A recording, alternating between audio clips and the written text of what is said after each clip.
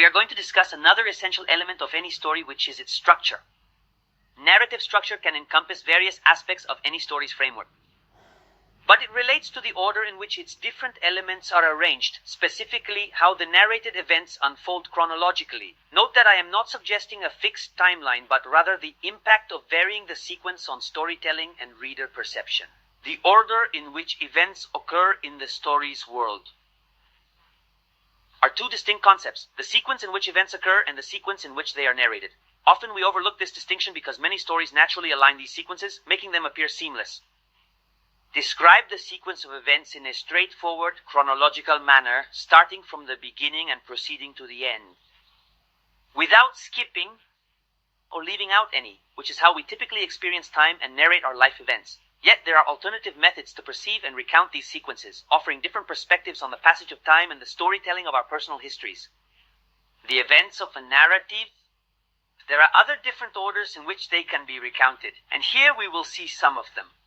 Let's return once again to our basic example. In our initial exercise example, the events are narrated in a strict chronological sequence from start to finish to describe the occurrences during our walks. This method ensures clarity by presenting each event in the order it happened, maintaining a clear timeline. What would happen, however, if we reverse the order of the events from our initial list, starting from the last event and moving backward to the first?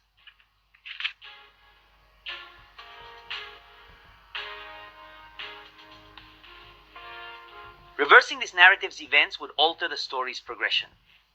By beginning with the final event and concluding with the initial one, we create a structure known as reverse order, altering the narrative's progression.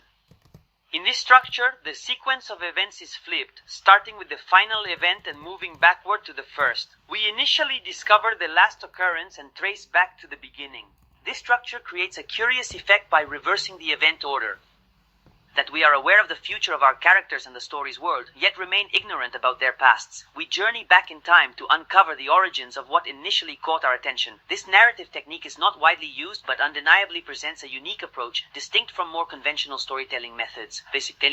Many films and books deviate from traditional linear storytelling methods. For example, Christopher Nolan's film Memento and Alejo Carpentier's novel Journey to the Seed both employ a reverse narrative structure that challenges conventional expectations and creates an extremely unique and disorienting effect on readers or viewers. Instead of focusing on the past, let's shift our gaze to the future. It's time to try something new. Let's rearrange events, putting them out of order, and explore the unexpected.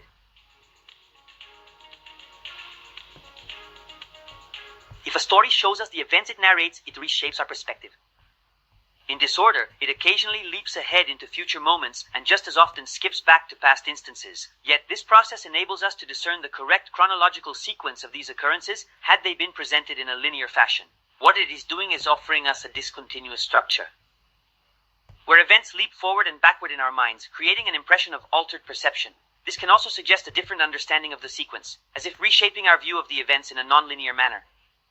This is simply how memory operates, as it's the nature of our memory. It isn't a perfectly organized digital archive. Instead, it leaps from one thought to another through associations, moving both forward and backward in time. This non-linear process allows us to perceive events in a way that reshapes our understanding. A graphic novel such as Richard Maguire's Here, or a novel like The God of Small Things by Arundhati Roy, employs a deliberately disjointed structure to illustrate on one hand the vast scope of the temporal context in which their narratives unfold, how events often recur at various times, unnoticed, and how we recall them, where they leap in our minds, altering perception and reshaping our understanding.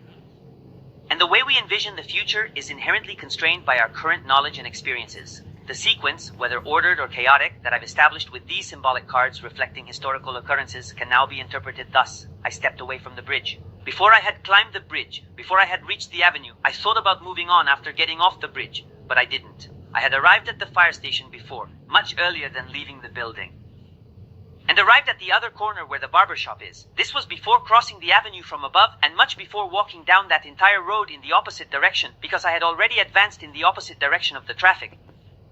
After leaving my apartment, I walked down the street, all this happening before finally heading back home later that day. And even after traversing the parking lot for a long time, and not crossing the street. And all this because at some point in time, he wanted to see the landscape of the city from above, from that pedestrian bridge. We can use the discontinuous structure, among other things, to imply that the character is moving back and forth through his memories or perceptions, exploring different moments and experiences in his mind. might suffer from a disease or experience an alteration, a distortion in his consciousness or awareness. And we can also use the discontinuous structure to talk about the way memory works. But now we see something different. Let's suppose we make another version of our basic story, including this other fictional fact, invented for the sake of illustration, involving the character in question to show how it changes things. Me, or my version, fell into the sewer. And let's suppose we say it from the beginning that I left my apartment and I fell. As the sequence we already know unfolds, we subsequently add more information or details related to the new event, the inserted event. This additional context enriches our understanding of the situation and its implications. For instance, so, I strolled along the sidewalk, not paying attention, and then descended a bit lower than before. I arrived at the avenue. I advanced in the opposite direction to the traffic. The hole was on the opposite track. I crossed the street, reached the corner, paused, and purchased some cookies from a nearby shop. I climbed the pedestrian bridge, crossed the avenue above. I didn't see the hole. As the bridge obstructed the view, this might appear somewhat akin to suspense, creating a sense of anticipation that we already saw in the previous lesson, but it is not the same. Observe that the tremendous fact, the incident involving the fall into the sewer, is introduced at the start rather than being saved for the conclusion. Additionally, ongoing references alter its significance throughout the narrative. To maintain a distinct narrative style, the author altered the sequence of events slightly, diverging from the approach used for building suspense. This results in a unique structural arrangement that centers our narrative on a pivotal event shaping the entire story's direction. This structure is analytical, focusing on explaining the event's relation to everything else. It dedicates itself to unraveling the connections within the narrative. In this narrative, the chronological sequence of events isn't as important as the interconnectedness and significance of these occurrences to one central character. This individual strives to unravel and interpret their meaning, focusing on how each event relates to them personally. Orson Welles' classic film Citizen Kane exemplifies this, focusing on the significance of the protagonist's final words. The main character, a wealthy individual, ends up dying alone in his mansion, highlighting isolation.